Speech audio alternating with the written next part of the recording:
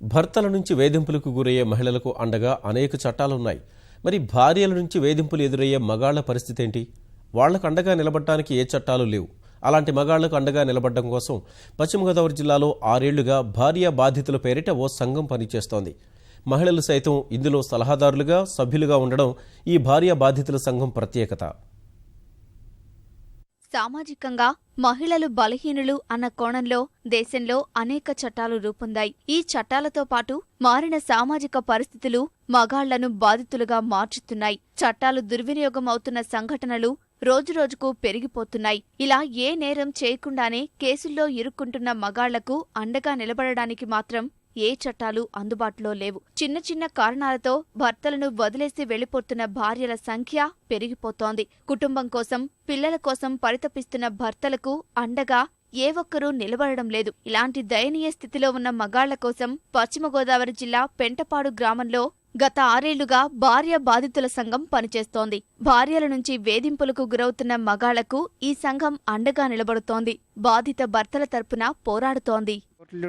తిరిగే టైంలో చాలా మందిని కలిసి, మహిళా సంఘాలని, రాజకీయ నాయకుల్ని, ఇంకా అనేక మందిని కలిసి నా ప్రాబ్లం ఇది, నాకు సొల్యూషన్ ఉంటే కావాలి, నాకు ఇలాగ నా భార్యని ఏలుకుంటాను, కొంచెం నా మాట్లాడి పెట్టండి. ఎవరో కూడా లేడీస్గా చట్టాలు ఉన్నాయి అని చెప్పడం. తర్వాత ఈ విధంగా తిరుగుతుండగా కోర్టులో కూడా చాలా మందిని అడిగాను.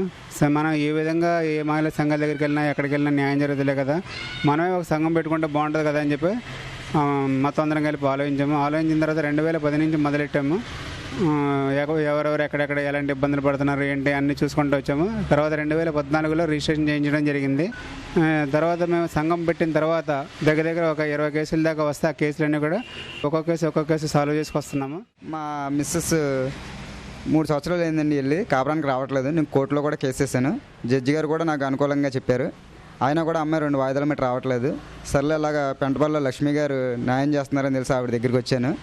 మరి నా పిల్లల్ని కూడా చూడడానికి రానివ్వట్లేదు, తన కాపురానికి రావట్లేదు. అసలు ఆ అమ్మాయి ఎందుకు రావట్లేదు ఏంటో నాకు తెలియదండి. భార్య బాధ్యతలతో సంఘం పెట్టారని ఇక్కడికి వచ్చానండి.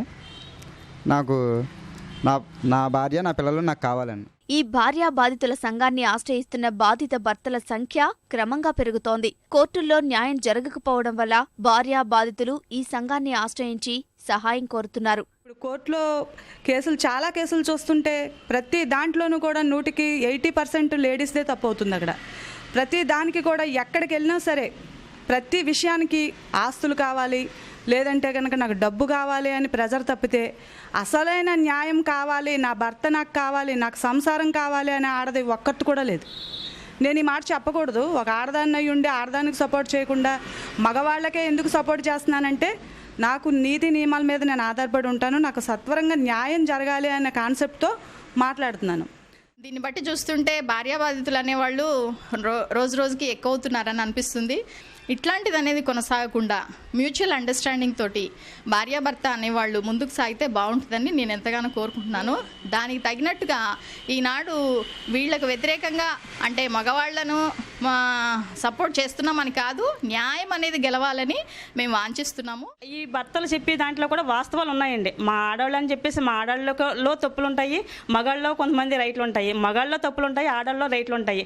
అలా అని ఇద్దరికి కౌన్సిలింగ్ ఇచ్చి కలపడం జరిగిందండి. చిన్న చిన్న కారణాలకే సంసారాన్ని విచ్ఛిన్నం చేసుకుని భర్తల్ని వదిలేస్తున్న భార్యలకు ఈ సంఘం కౌన్సిలింగ్ ఇస్తోంది. చాలా కేసుల్లో భార్యలను ఒప్పించి భర్తల దగ్గరకు చేర్చిన ఈ సంఘం తమ కార్యకలాపాలను మరింత విస్తృతం చేయాలని భావిస్తోంది. ప్రత్యేక క్యాలెండర్లను భార్యా బాధితుల సంఘం విడుదల చేసింది.